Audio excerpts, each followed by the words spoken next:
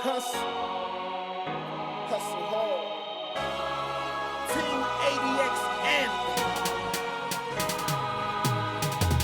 Hey, what these niggas want from me? Haters wanna eat now, you never getting lunch from me. Get off my tailcoat, get off addiction. Team full of mean niggas, team green like it's Listerine. Don't cross the squad, man, we get them off, man. We on the front court shooting, you just a ball fan. I'm on the top back, y'all do it all bad. Grind on the regular, tell competitors all bad.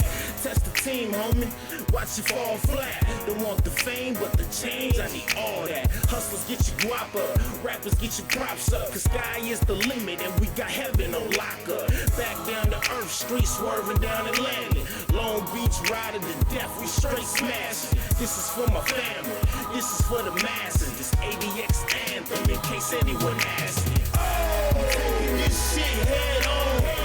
In the streets till 6 in the morning. Niggas don't want no ruckus. Tell me who wanted with these shots up, boys. We say hustle. Catch me in the booth till the night. Streets holding tight. Grind for my life on my life. And niggas don't want no ruckus. Bring the bullshit and we'll be dumping. Boy, we say hustle. Hey, I rep my team, rep my city, and rep my scene. Yeah, I'm down for mine, on the grind all the time, like overtime.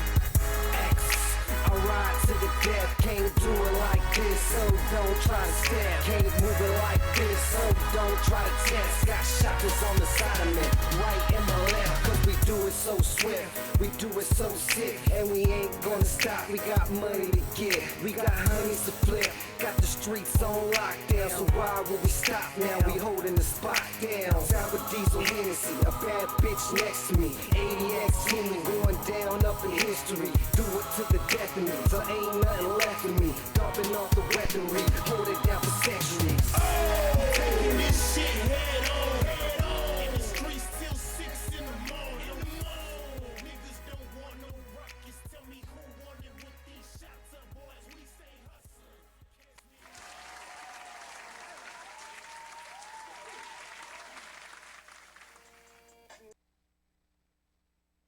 So high. Love that hydro make me feel fine, bro. Love that hydro make me feel fine. Hook up that hydro make me feel high. Feeling so high. Shots in the kitchen and All right, welcome everybody. It's 5 o'clock. I'm all up in your live. That's what time it is. The kitchen's open, and I am your chef's favorite cannabis chef, the hydroponic chef, coming to you live from the Danger Room, DFZ Radio Studio. They'll be coming on here in an hour with the Heavy Tea Grow Show. But until then, I'm going to keep you educated and medicated. We're going to be talking about cannabis cuisine. We're going to be talking about news, cannabis news, and also interviews with some of the top names in the cannabis cooking industry. So just like every other show, we like to start off with some of the new stuff going on in the world out there. And for the last couple of hours, I've been hanging out with our friends over at Champs Trade Show. They were nice enough to invite me to their virtual trade show. And everybody knows with the stuff that's going on in this world that we find ourselves in, it's harder and harder to find a way to network and find that next way to promote your brand or sell your product or whatever it is you do in the industry. So this was a really unique place to check out. And the very first thing they had me do was create an avatar. It took me like real quick, 5 minutes, banged it out, threw a white hat on, threw on a suit because I was trying to be formal but not too serious. Then I decided I want my hat to match my suit because, that's what the chef does, right? He rocks the black hat all the time. Then white shoes because you're at a trade show, not boat shoes unless you're a Chad. All right. And then from there, it was pretty simple. You log in, and Champs, if you don't know about Champs has been doing it for over 20 years. This is the premier counterculture trade show.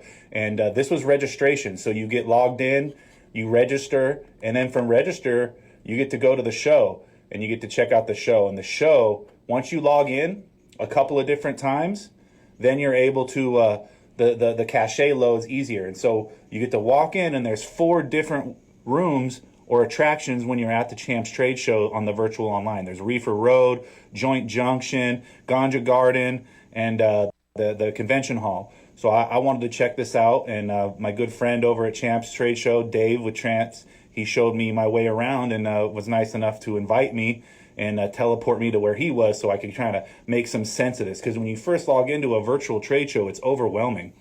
Coolest thing about this, you put a headpiece in. When you put your headpiece in and you walk closer to people, you can hear them. You can hear the conversations going on. Dugout that Brett guy that makes the big wood pipes he has. Boom. Just like that, for instance. So this is a live look in. There's my avatar. I was trying to figure out, how I'm supposed to walk around here. And just like you would expect, all the names that you would see at the trade show at MJ BizCon or Champs, you would find them at this event. And this is the Champs Trade Show, the floor. And I got my walk on. I had to walk. It's a hard world out there. That Brett guy But that makes the notice, big wood pipes he has in the it. closer I get to people, you can hear what they're talking about, and you can actually have discussions with them. So one of the first things I did was I wanted to go check out Empire Glass, because Empire Glass has got some real kick-ass That Brett glass. guy that makes the big wood pipes he has in it. And you notice, right when you walk by each one of these booths, you could start a conversation with them if you have your headpiece on, and it also worked on a mobile device. So you could use your mobile phone to sit there. And you see these people are having a sit-in. That's right, Black Lives Matter. You see they're sitting down there making themselves heard. And then, check this out, another booth. And as you walk by, the sound kicks in. So, pretty unique experience all in all. I got to talk to the folks over at Puffco. Zach was nice enough to grant me a quick little interview. Had to get his opinion on what was going on in the Thank you very much. the virtual world and the virtual trade shows. Now, You're welcome. See you soon, bud. I mean, my question to you guys: do you think that Hey, what's this up, is going Devin? to How you be doing, man? something of the future? Is this something that we're going to be doing a lot more of, these virtual trade shows? Absolutely. And Zach was super gracious here. If everyone knows Puffco's the truth. If you don't have a Puffco, That's a good question. know. What kind of questions are you looking to ask? so this was at what we had going on at the Champs Trade Show. And all in all, fun experience, unique experience. You still see Grave? Big shout out to David from Yeah. Champs Wait, for 100%. showing me around and You can introducing see it on me the top right next to the to screen. some of the Yeah, awesome very good. vendors out there. It's just that first time you load in You can onto hear a him hall, it talking takes a right now. while. That's So if you want to wait in our right ear here, we're while right you're in front of virtually Empire's walking booth. around. Just wait maybe 3 more minutes and it should load it all up for you. And then once it you'll gets see loaded the in the percent- cache, simple as You'll see that. that percentage in the top You are left now next to that hanging like out earphones and, at the virtual and trade world. show. As long as you have 2 green dots So there, then you're we fully got some loaded. interviews lined up from the trade show. We're going to be broadcasting those next Once week. you load in the And scene, then this once week, we got a the nice show second time lined you up come, for it's you. not going to take We this got long. Chef It's just the Gigi, first time it takes it needs to High download Times everything. top cannabis chef on the air, telling us everything going on with her infusion out there in the world of the Midwest. And if you log on to DFZ Radio, you can listen in, and you can also type your questions here, and we'll get your questions answered. And we got some giveaways today too. So as always, we like to start with the news after the little introduction to the virtual trade show. And Ohio has officially rejected medical marijuana to treat anxiety and other treatable conditions. They've also excluded autism from that. And Ohio took a step back in the world of legalization here.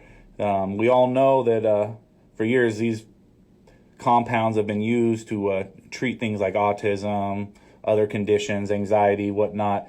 But Columbus, they advocated for adding anxiety and autism to the things of items that were not treatable. So the Ohio State Medical Board, they approved adding a couple of items, but like weight loss and cachexia, which usually accompanies chronic conditions, cancer, AIDS, and whatnot, but not for autism. So a big boo to you, Ohio, for taking a step back on that one. talking about steps back here, Mexico is going to recognize a 3-year-old cannabis law so that they can try to implement some sort of legalization while they're waiting for actual federal legalization to pass. So Mexican authorities plan to finalize a medical cannabis regulation bill in the next 2 months that the Secretary of Health and the county said. But the General Health Law of Mexico, amended in 2017, authorizes cannabis use for medicinal products and the use of THC. But however, the amendment did not create any specific rules. So basically, they're falling back onto the old 2017 rules so that you'll be able to at least have some sort of structure to this medical system. Kind of like how California fell back on the 215 while we were waiting for Prop 64 to get figured out. It's not the first time authorities have attempted to implement the 2017 law. Towards the end of 2018, the Federal Commission for Protection Against Sanitary Risks in Oregon of the Secretariat of Health issued and granted the first product authorizations, but it didn't last long. In 2019, the guidelines changed, and the new authorities concluded that the rules contravened the 2017 law, and they stopped it the way that it was intended to regulate. So Mexico going back to a 3-year-old medical program, but hey, you've got to have something in place to avoid all the bureaucrats and all the restrictions. And let's go to Illinois. Let's go to the windy city of Chicago, where they set a new record in Illinois for the most cannabis sold in this month of June. Illinois smashed another record in the month of June for $47 million in cannabis sales, reported by the Department of Financial and Professional Regulation. And according to the state officials, cannabis sales jumped up and topped at 47.6 million, setting a new single-month record for the state. And the previous high was 44 million. That growth in sales was partly driven by out-of-state residents making purchases, as non-Illinois residents accounted for $12 million worth of sales in the month of June, setting another record. So in Illinois, all dispensaries sold nearly 1 million total items in the month of June. That's a big number of items going through there. That's a high ticket average. Those are some numbers, Chicago. Big ups to you. And then something that always is close to my heart, making sure you're taking care of the outdoors when you're growing. And I don't know how this shit happened, but somebody got a contract from the Forest Service to be able to be the hazmat consultants for eradicating illegal cannabis grows. And after years of lots of garbage and chemicals and unlicensed production being done in the hills, the Forest Services hired somebody, and they got a $44,000 contract to deal with the hazardous materials and consulting of the eradication program. And the authorities were claiming that they were getting sick busting these outdoor grows, that they were being exposed to chemicals and toxic products and things that they didn't want to be around. So $44,000 of your taxpayers' money later, they're going to hire basically a bunch of Chads in hazmat suits to come clean up the forest that the cartel was growing in. Blows my fucking mind, but somebody got that contract. The whole thing about that is there's contracts out there for the government for things like this, things you wouldn't even think about. That's government money that taxpayers are paying for to clean up the forest. I don't know. Tell me what you think about that. I'm not sure if I'm for it or against it. There's a lot of questions still up in the air about that. I'm definitely for, growing responsibly and not messing up, not shitting where you sleep, if you will. And then also, making sure that if you are going to be growing outside, you're doing it sustainably, responsibly, and not having a nasty runoff into the creeks and stuff. So something to think about. Speaking of dastardly growers, Dan Blazarian being sued by a former employee. He fired a whistleblower who sounded the alarm on strange spending patterns, allegedly, that Dan's cannabis and CBD companies. And at least according to the lawsuit, the popular Playboy poker player, he's being sued by Curtis Hefner, who claimed he was fired from the job for bringing his lavish spending to light. The board of directors of Ignite and his rest of his team, after noticing the company funds were being spent on things that they looked like they were personal items, a Star Wars gun set, rock climbing for $40,000, a $75K paintball excursion. Dan, you sound like a fun guy. If only you hung out with the boys and you didn't only take the girls with you. I'd like to go paintballing and shoot you a couple times. That sounds like a novel time. Heard you're like 5'4". You look bigger on the internet. 15K ping pong table and a $88,000 vault. Boy, I'd like to see what's not in that vault, because it ain't money. It ain't fucking money. In the docs, Hefner claims Dan Company was also burning tons of cash on a luxurious yacht rentals, hot models, allegedly, and he also found business expenses that turned out to be charges for grocery stores and other household items. Dan, it's just not getting any better for Mr. Blazarian. But, hey, some people, you got to fake it till you make it, right? And we're always going to put a spotlight on folks in this industry when they need to be called out, and I think everyone can agree that's one of them. Shout out to the Blacklist too. They're doing that every week. Yeah, we got to keep up. We're going to start a new segment called the Blacklist Fucktard of the Week, some shit like that, where somebody is going to get put on blast from the Blacklist on here. Because man, some of the shit you see on there, they're adding fucking baking soda to weed now, man. It's not crack. We're here to help you see through the bullshit, guys. Ignite's a joke, yeah, of course. Fart buds, good reference. Can we do the positive shout out now? Low key, no. We don't go there. No shout outs for Ignite. But I will give a shout out to our guest of the evening, Chef Gigi, High Times top cannabis chef. I'd like to invite her on the show here for our interview. Let me get her in here. There we go. The High Times top cannabis chef competition is not for the weak. And if you make a name for yourself, you might even get an invitation. And Chef Gigi, she got an invitation, and she took the whole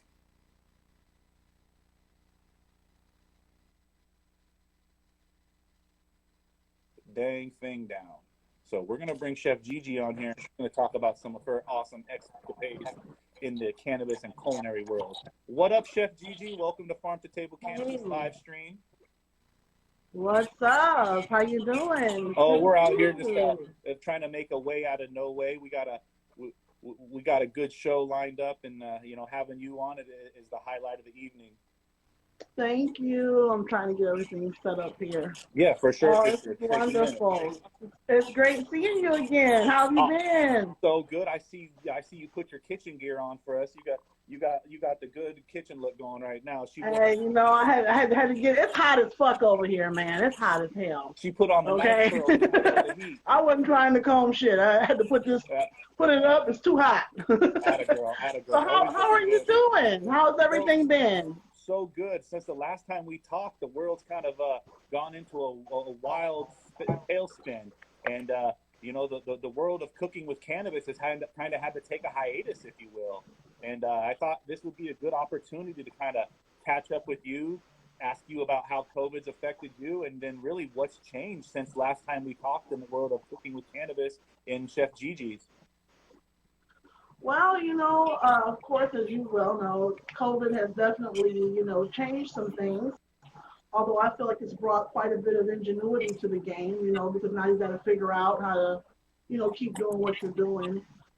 We had a few things that we were already developing pre-COVID that were like concerning boxes, kits, and delivery service, things like that. We were already trying to tap into that, but of course with COVID, it just kind of propelled that. And I mean, the cannabis scene in Michigan is blowing up right now. So when you get a force like the pandemic, and then you have a big force like the Michigan cannabis market, I mean, they kind of went head to head. And I mean, correct me if I'm wrong, but y'all don't seem like you missed a beat out there. No, they made it an essential part of everything out here. So, they had drive up, delivery right now. You can go to the dispensary, get your meds. They come out, do the curb service, everything. So again, it's just brought a lot of ingenuity to the game on how people are still going to get their meds, how people are going to get, like you said, the culinary experience. What we've done is we've taken our VIP kits and like everything that you would have at one of our VIP tables, you can basically get in a kit at home. You get either 6 or 12 tacos, you get 2 of our premium dipsticks, 2 edibles, 2 drinks. It's basically the party in a box at your house. A lot of people have been absolutely loving the experience. And well, that's the thing too, because with COVID, people are having to spend a lot more time at home. They're spending a lot more time with their loved ones. They're experimenting with things. This has opened up an opportunity for people that maybe weren't necessarily into cooking with cannabis or even experiencing CBD Yeah. in their meal. Now it's given them the opportunity to experiment. So, Well, you know, we even have optional where you can actually have the infusion on the side. So we have everything that's already made for you, and you can be your own cannabis chef at home and do your own dosing and everything in the privacy of your own home. well, that really brings me to the next question I wanted to ask you because, you know, a chef's only as good as their skills in their pantry, right? So, Right. if you're a home cannabis chef, what are some absolute must-haves, whether it comes to ingredients, obviously you got to have some weed, or some novelty Right. cooking items, or some stuff in their pantry? Why don't you lace these guys' tennis shoes out there in liquid Well, land? definitely gotta say magical butter. Okay, definitely gotta have your magical butter.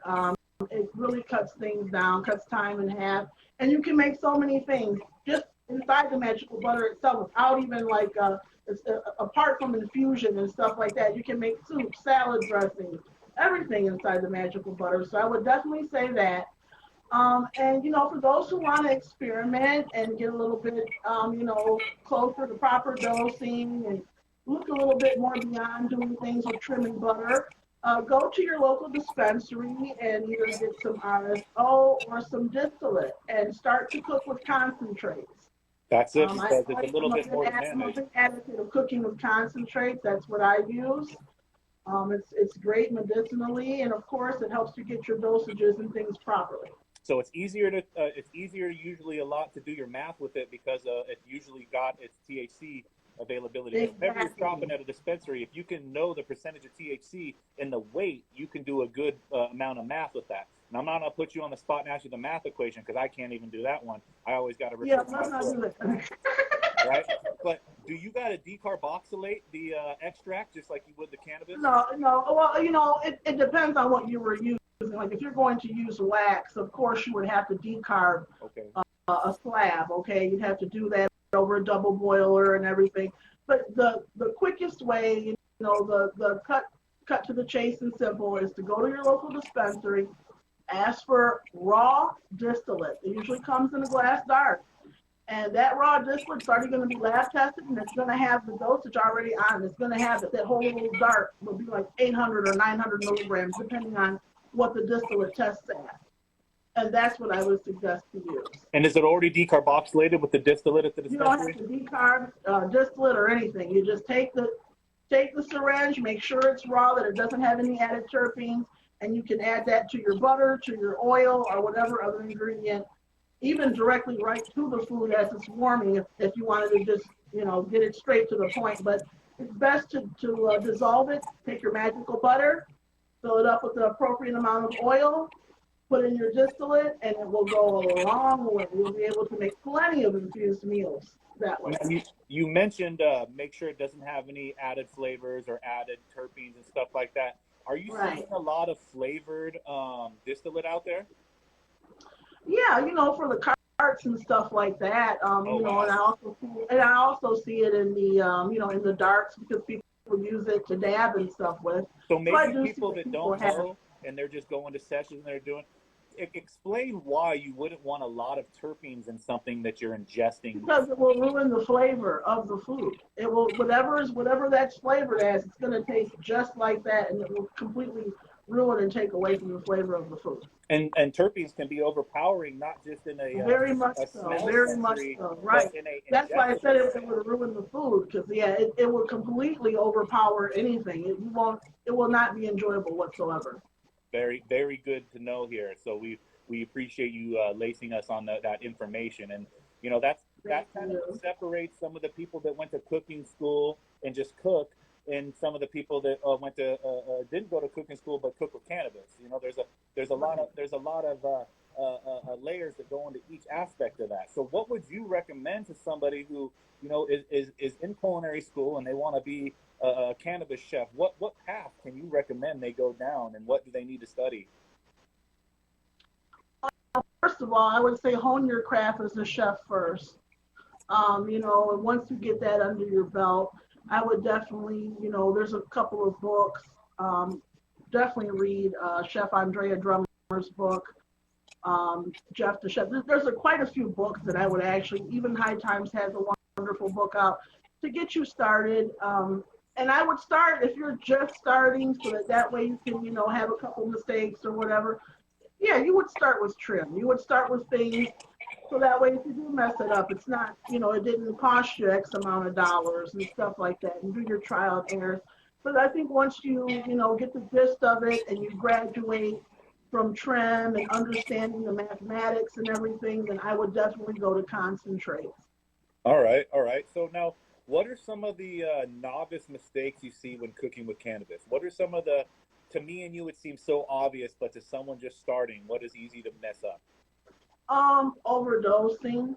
That's an easy one, yeah. Cooking things on too high of a heat. Nothing. I would never do anything over 350. I mean, and that's even pushing it, you know, for a long period of time. Not utilizing a double broiler.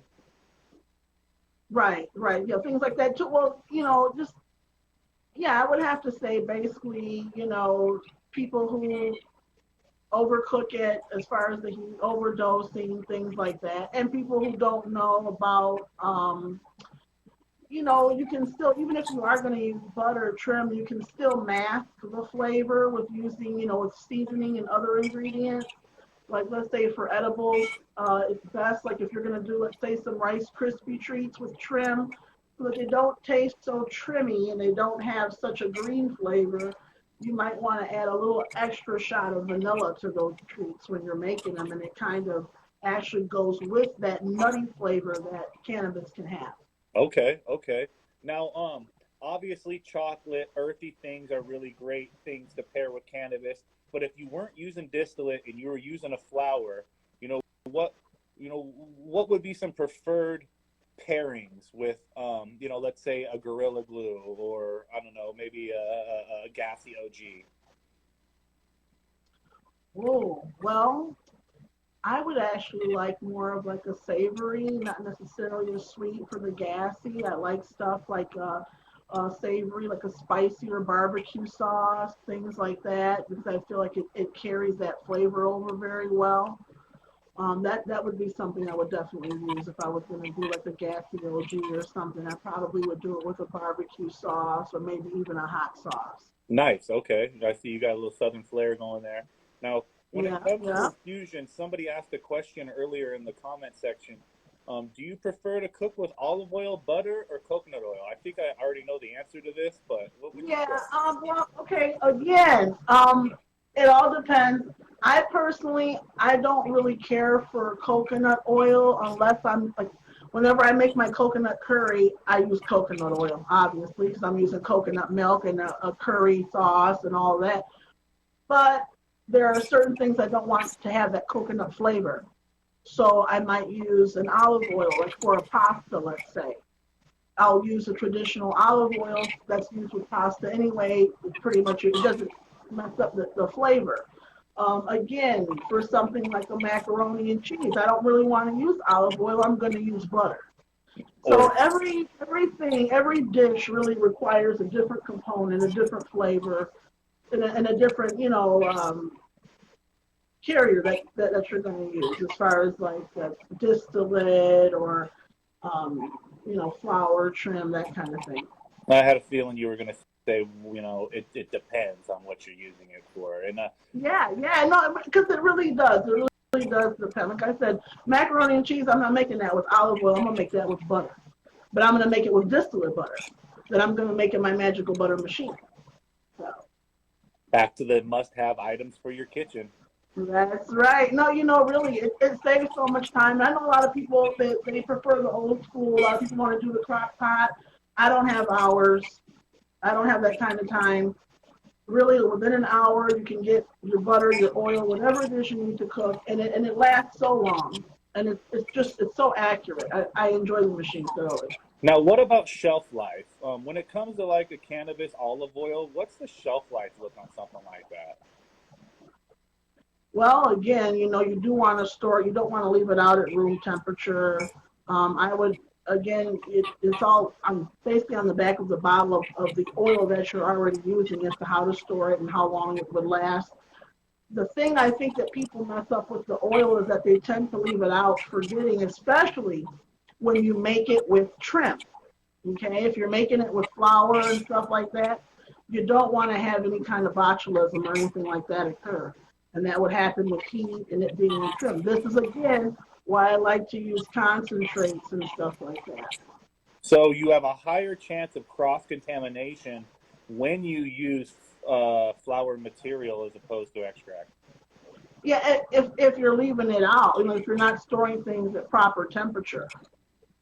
And also, If you can refrigerate it and things like that, it will be longer. But like, for instance, I just took a cooking course a couple months ago before COVID came, and they had an olive oil station, and the gentleman was explaining that every night they have to put away the olive oil bottles and take them back out because of the botulism, and that necessarily didn't really. Theirs only had like garlic and rosemary and stuff like that in it, but because of those herbs, that's what he was explaining to me. So again, that's why I advocate on cooking not just with trim and stuff like that, but also proper storage.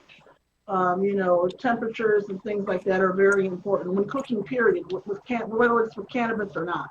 and I mean, I imagine that's why when you go to so many states, most states do not allow in the recreational market for dairy items to be infused.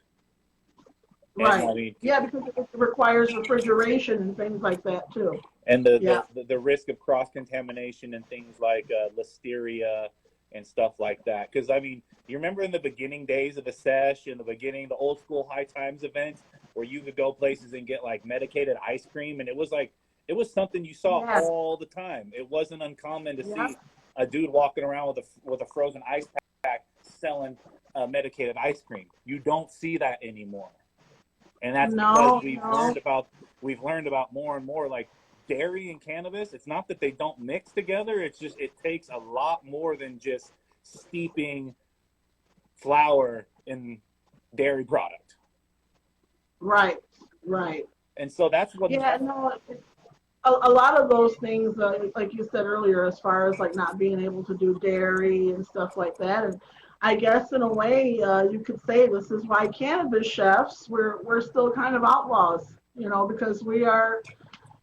I do ice cream at my dinners. You know what I mean? Even like you said, like with you could go to high times to see people pulling out ice cream. I was there live making tacos.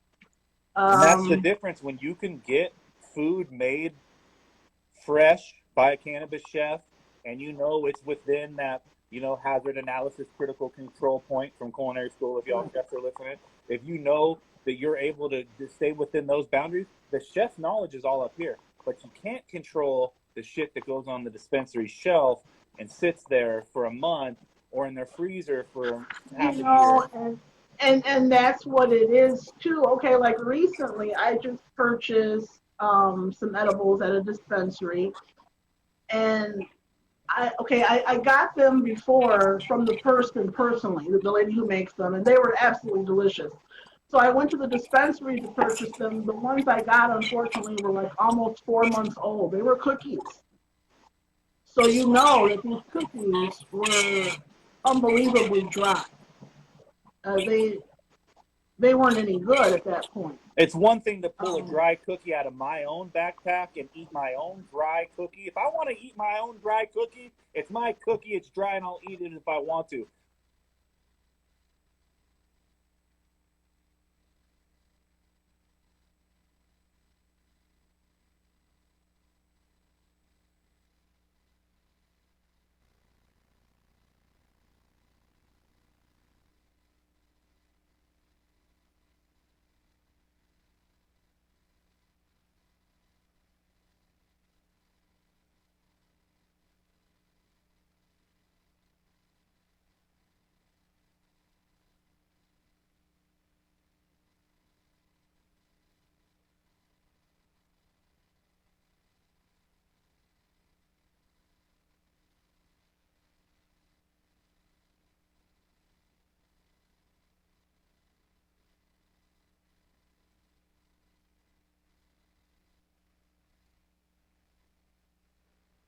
because they're regular.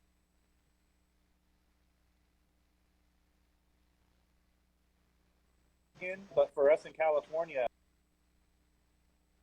they make it extremely hard for anyone in the edible side to do business. And I mean, we want that regulation because we want safe food out there, and we don't want dry cookies at the dispensary. But there's got to be a happy balance between being able to produce product and get it to the market. It also impedes innovation. You know, when you're only limited to do a certain number of a certain type of goods, everybody else is only limited to do that. Then you know you got a dispensary full of dry cookies and stale gummies. You know, and it doesn't allow for innovation. It doesn't allow other products that people want. Speaking of which, like. What you got? I had this delicious. Now this is a Midwest thing. You know, we like to mix our cheese corn and our caramel corn. It's a sweet and salty. Again, this is another item that it would have to be on the shelf quick because the shelf life, you know, popcorn, unless I treated it with a million chemicals, would tend to go stale rather quick. Of course, it would be packaged differently to help, you know, make it so that it doesn't go stale. But these are things I know that a lot of people do enjoy. Another item that I'm over here sipping right now, and this is the lemonade here. I'll show you. So you can make your very own infused margarita here. Oh, you got a margarita. You got a pocket margarita. Yes. And this right here is the tequila. So that's a very novel idea. Now let me ask you this. You know, we get a little bit of shit for the whole cross-faded movement out here. And shout out to the homies out there at Space Cake Edibles and they're cross-faded. Dude, are you guys pro or anti cross-faded cannabis and alcohol? What do you think? What's your opinion? Well, you know, we got down when I was out there in Cali, okay? Gina, hey, you know, I'm tri-faded, okay? She said I'm tri-faded. Yeah, you know, I do a little bit of this, a little bit, yeah. I enjoy myself, okay? Well, how do the laws in Michigan work? Do you have infused wines and cannabis-infused alcohol products? I'm sorry, can you what? In Michigan, do you guys have cannabis-infused alcohol or CBD wine and things like that? No, it is illegal. No, it's such a stigma surrounding combining the two.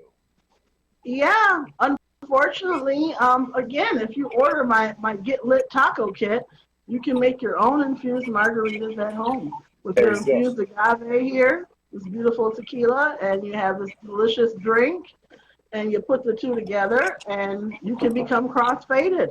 Cross-faded. So that's a black market thing. And you and I were talking about legal cannabis and dispensaries a lot. But let's show some love to our growers and our blacked out windows and on our neighborhood fucking trap lord. So trap house all day. When it comes to the yes, trap house products all day long. See, when it comes to the black market sessions and things like that, is Michigan is there a scene for that out there? Oh, it's beautiful. What do you mean? There wouldn't be a market, of course, and you know this from Cali. There wouldn't be a market without the black market. I mean, that's what I was saying earlier. Even for a cannabis chef, truly, because there technically is not a license for a cannabis chef or to provide, you know, they still haven't done the restaurant. You can't go to school for this shit, y'all. You can't go to school for it. And you know, and they're trying to do stuff like that, but that's what I'm saying is basically cannabis chefs in general, even as licensing happens, even as edibles and things become more mainstream, we still are the outlaw. We still are the underground, you know, because we are the people, you know, making infused dairy products and infused tequila and stuff like that. You know, we're the people that are taking it to the next level. Unfortunately, you know, I think cannabis chefs have a huge responsibility because we are like, we're the officiant of the black market and mainstream society. We're marrying the two because We are the ambassador of the counterculture. exactly. I mean, I'm literally having, let's say, we'll have these elegant high tea parties with women with their beautiful hats and pearls and everything. Is that a with motherfucking new hat on your products. wall? Is that a hat on your wall? On my wall where? No. That's either the biggest dinner plate or the biggest race day hat I ever seen. Yeah, no, it's just my mirror, but it's. I think that's the biggest thing what's happening right now with the cannabis industry. People are looking for chef-inspired edibles. They're past the brownies and gummies. You have adults now that really want to participate in something that is sophisticated. Cannabis has gained a sophistication over the last couple of years with the high-grade weed. With things, with edibles that are 100 plus and things like that. When it comes to the Michigan market, what is your regulated milligrams per item? Well, that honestly, I haven't checked that in a minute, and it's changed. I know that because they have something different for rec, and then they have something different for medical. Yeah, out in California, we're strict 10 milligrams per fucking edible. You gotta eat. How much? 10 milligrams. For the whole fucking thing? Yeah, I got to eat 10 brownies to get 100 milligrams. I'm more likely to get diabetes than I am to get high. Are you fucking serious? Yeah, that's how we do it out here, and that's one of the things that we're constantly having to fight for our local edible teams and stuff. Is I was gonna say, see now higher that goes back to what I'm saying about cannabis chefs being the outlaws, because most of the chefs I know in Cali ain't making shit 10 milligrams. Yeah, you're not getting a 10 milligram appetizer. No, nobody wants to pay for fucking 10 milligrams either. And I got 10 milligrams on my roach fingers and shit. And that goes to my next thing, charging people in this industry and pricing out these dinner parties has become a very delicate process. It takes a lot of tact and diplomacy and understanding who your client is. How do you navigate that and not scare someone away who doesn't necessarily understand, A, the risk you're taking cooking with cannabis, B, the money that goes into cooking with cannabis? Cannabis grows on trees, but that shit ain't free. What do you do to not scare your customer away when they want to do a dinner party and the price is going to be up? Well, that's a very good question. And I think with, they have a lot of cooking shows out now, a lot of cannabis cooking shows. Everybody thinks they can do it, but very few motherfuckers can do it. Ooh, let me tell you. I get those calls too, though. Everybody wants to cook on camera till the motherfucker get on camera. Now, I seen when they put the pressure on you, you rose to the occasion. That's right.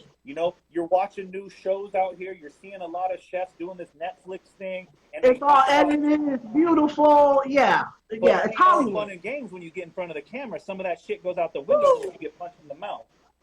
Yeah, the intensity and everything. But I get a lot of people. The shows have actually generated quite a bit of interest.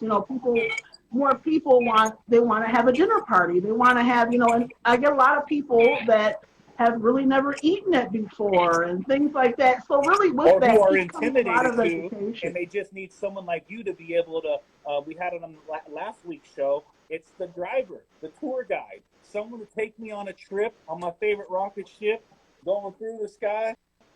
Little Einstein. Sorry, I didn't mean to do that. It just rhymed. But sometimes you need a tour guide on these events. And if you're going to throw an event, if you're the chef, you better have somebody guiding that rocket so everybody has a good experience. That's what separates the people who are just cooking with cannabis and the people creating moments, creating. Well, I was going to say, and that's really that's really what we try to do. Is we try to create with every event and everything that we do. We try to create an overall experience. It's not just, oh, I'm going to get high off these tacos. Oh, I'm going to be so fucked up. it's more, we create an overall educational experience so that people know what they're ingesting, how it should affect them, when it should kick in, how long it should last. We kind of, it's like the same way that our customers are interviewing us, we're also interviewing them to make sure too that this is something that we should be doing with them, that this is something that would go over well, because not everybody needs to eat cannabis food either. I do ask like whenever we have these parties, I do ask my guests, a couple questions just to make sure that we're not mixing medication, things of that nature. Because you want them to be able to have an experience where they enjoy themselves and they call back later saying how much fun it was, Right. That's, Now, you definitely want that experience, and you also want people to suggest it to other people. You want them to have it for it to be such a good experience that they want to repeat it, and they also want to suggest it to their friends and family. and that's the thing about creating a experience. And I've always gone back to this in cooking when I do events. If you can create a memory, they're going to remember your food because the memory is associated with good food, and the good food's associated with a good memory. But a shitty dish can fuck off a good memory, And And that's the truth. That's why attention to detail is so important. It is just so important because people will not remember all the work you've done. They'll remember how overcooked that fucking salmon was, or how bad you overdosed them and they left there with anxiety, and things like and that. they were freaking out, and right, they were, yeah, exactly. It's an intimidating thing to put together a menu for people who, half the people have experienced it, half of them haven't. What do you do when you've got a party and half the people don't dose, half the people do, and you've been hired to do the sauces? When half of people want dosed and half of the people don't? Yeah. Oh, basically, I do everything to order, so it doesn't have to be, or it can be a certain milligrammage. I have parties where I literally have veterans. They want fucking 500 milligram plates. They want to be fried, okay? And then I have people, it's their first time, and they're afraid. They're afraid. They don't want to get too high. They might get the 10 milligram plate, okay? And the other person's going to get the 500. We do everything made to order.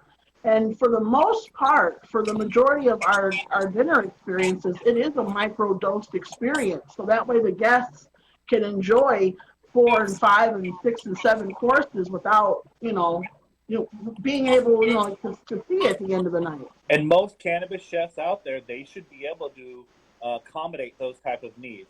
You will have, in any menu, you should have a heavy dose and an optional dose. If you'd like to try it, here's my food non-medicated, here's my food medicated, so each person can, medicate accordingly. Everything we do is adjusted to the individual. Everything is individual experience. So I got to ask you, Gigi. What's up? How much has your culinary and cannabis life changed since the High Times Top Cannabis Chef competition? Well, you know what? It's changed like daily. Like, okay, so the last time I was out there, it was maybe 8 months or so. I had just won, and you had asked me that question before, and I know a lot of people think like you win the cup one day and the next day you're just like, and that's not, you got to take it and make it work for you. Like yes, it does help. Yes, it does give you a legitimacy. It lets people know, bring to the table. But you yourself really have to continue to be your own advocate and work and get the name out there.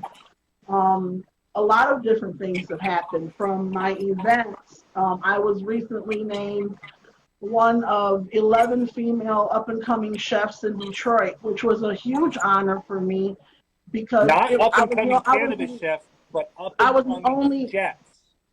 Yeah, I was going to say I was the only cannabis chef named amongst all of the other chefs in the city. And this is by our foodie magazine of Detroit. So I used to sit down and read this magazine back when I was in Puerto Rico. It's a high society magazine, and I used to read it and dream about, being in, going to one of the events in the magazine. And literally, I would never thought that they would be writing about me and my events that I create in the magazine. And that's one of the great things that's happened.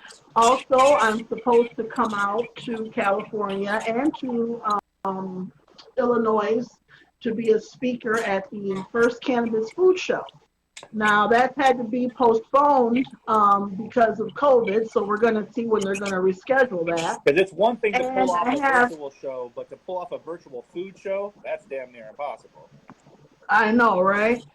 I've been working a little bit on some writing, and I have a couple things that are in the bag right now, but I gotta mum's the word on them. But hopefully, you'll see some bigger projects coming from me soon. That's good. It's really good to hear, because when those competitions happen and everything, they're kind of the winners are sent off on their own. Here you've got this title, you've got this trophy, you beat everybody. Right. Now go become a cannabis chef. Right. What I found that you were really good at was you were good at promoting yourself and not being bound by the white market or the legal market. You found your way in the traditional market, and let's be honest, it's the best way to promote yourself. Shout out to the wellness soldier out there in Canada. Speaking of cooking shows, we got a veteran cooking show extraordinaire here. But have you done any more cooking competitions since the High Times Top Cannabis Chef competition? No. As far as like competing against other chefs and stuff like that, no. I've solely been focusing on my events, on developing my brand, on my writings that I've been doing. I have a couple of deals and stuff in the bag, working on some new edible lines and things of that nature. So I've really just taken my, my focus and put it on making that award work for me, making it work for myself. And that's what it is, making the industry work for you. So if you had to give, a little tidbit of advice to aspiring cannabis chefs coming from the black market, trying to find a way in the traditional market, take a minute, talk to them straight to them. Hone your craft. Never, ever. When I say never give up, you hear people say this all the time. You are going to be broke. You ain't going to have shit to smoke. Okay? You ain't going to people are going to think you're doing great, and you're not going to be doing fucking great. Don't ever stop. That's the best advice I could give. Get your shit tested. Hone your craft. Watch every video. Watch every show. Read every book. Do that shit over and over and over again. Hype yourself. Be your biggest fucking supporter. That's what you got to do. Put yourself on your own T-shirt. That's right. You got to put yourself on the map. Ain't nobody going to do it for you, baby. Yeah, that's it. And, in this world that we find ourselves in right now with COVID and the social injustice movement and everything like that, how are you able to market yourself in that and still hold on to the culture? How do you balance that? Well,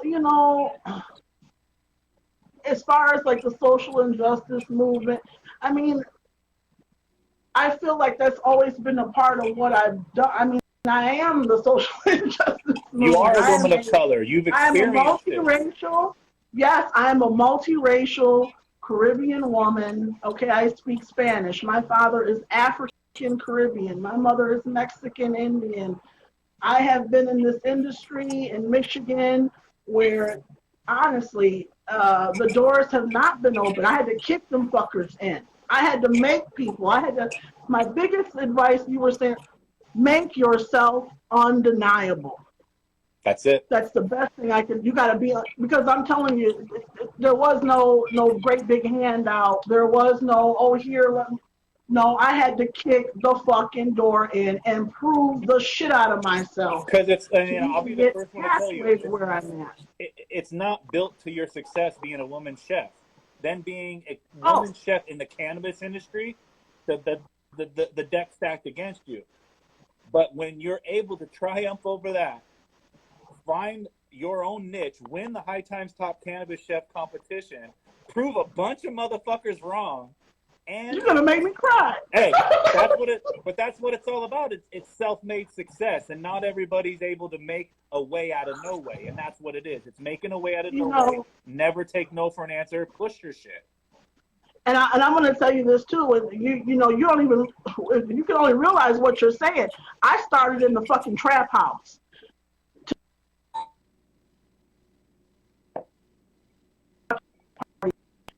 Coming from the trap house. I came from OMS Dab House, Donard, Detroit. I was in the fucking corner cooking dope tacos in the crock pot, okay? And I never fucking stopped. I never fucking stopped. You know, no matter what happened, even when they shut the shit down, even when they, you know, people say, oh my God, what are you going to do? I was selling tacos out of my house, out of the back of my fucking car. It didn't matter. I never, ever stopped. And there was times, believe me, and there's been times when I just think, oh, fuck it. You know what? Just, I can't do it. I can't be broke like this. I can't. And then I hear shit that like what you just said. I read, I open up a magazine and I see myself, and I know that I gotta keep fucking going for the culture, for the social injustice, for the women, for the people, for everybody. I gotta keep doing this. This ain't just about me. This is so much bigger than me, bigger than what I could even dream of. Right. That's why I gotta keep doing it. And it's like we said, there's no book for this, right? You're writing the book. No. You're writing the book for everybody that's gonna look to you later. So I want to put a spotlight on you and let you know, like, we see you, High Times Top Cannabis Chef Gigi. You're inspiring a lot of other people out there, not just women chefs, but women of color, people trying to get the way out of no way, you know, and that's what it is. So we salute you. This is your show. We want to give you the last 5 minutes to give a shout out to anybody that has helped you along this way, the way that you've been able to, you know, promote yourself, and anyone that's helped you do it. So, you know, take a minute. This is your 3 minutes, 5 minutes. Do what you do, because Instagram will cut us off after an hour, those bastards. All right. Well, you know, I got to say much love to Big J at the OMS Dab House and the whole fucking OMS Dab House family, everybody in that bitch, from the old days to right now. My man Dave Frank, MIA Extracts, my mother, Joanne Diaz, my father, Alfredi Diaz, Vieques, the fucking Caribbean, the entire Caribbean, VI Massive, St. Croix, all of my cousins, Masai, Shadi, Anna, everybody, all the Quavis family, all the Diaz family, anybody that's ever supported me, all of my clients that come to my events, every last one. I miss you guys so much too. Matt Abel from Cannabis Council. There's literally so many people. Leonard, you know, from Elevated Yogi. God, there's just so many people that have helped me. Of course, Q from Culture. You know, big up to Our Detroit Magazine. You know, to everybody that has ever supported me. Mama Mira, big up to her. Mama big up Mara, to you man. for putting She me went on out there in Michigan, Cali, from you know what I'm Cali saying? to Colorado. Man, That's it's just, like I said, and there's a lot of people I know, so I'm forgetting names on the spot type thing, but you just know this. If I've ever inspired you, know that you have inspired me first. That's it. Please understand that. Spoken like a true OG in the culinary game. So, I mean, And I love it. You know, I got so much love for everybody, too. I really do. The shittiest part about this COVID is not being able to see your clients. The shittiest part is not being able to it hurts. heal somebody when they want to be healed.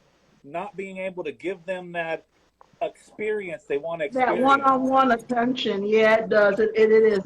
It's difficult. I miss them. But I know when all of this is said and done, and when we find a way to work through this, it's going to be one hell of a fucking event. Okay? That's it. Hell yeah. Masks off eventually, but not right now. Masks on. So we want to thank you for taking time out of your quarantine and Michigan time to talk with us. We know it's like almost 9 o'clock over there, so, you know, this is extra hours. We're going to have to pay you some overtime on this one, Chef. All right. Hey, thank you for doing it for all the right reasons. Thank you for supporting the cannabis industry on the white market and the traditional market. And That's right, baby. At the end of the day, go do it for yourself. No one's going to promote you like you will. So that's it. That's right. You got to be your own catalyst. That's it. Big ups to you. And You know, That's right. everyone out there going through some stuff right now. Please stay home, stay safe, stay healthy. I lost a dear coworker and a dear friend this week to COVID, and I just want everyone to know this shit is for real. Please take Yes, care of it yourself. is. Be healthy. If you're in the cannabis industry, there ain't a damn thing you couldn't do from your phone. You ain't got to do handshakes and high fives right now. All right? This is the Hydro Yep. Chef telling you stay safe, stay healthy. We're hanging out with High Times top cannabis chef, Gigi. Gigi, that's yours. You go ahead and sign us off for the evening. You tell everyone peace. I'm sorry, I couldn't hear you, baby. You're What? going to sign us out for the evening. You tell everyone to have a good night, and we'll catch them on the next one. Hey, everybody, have a good night.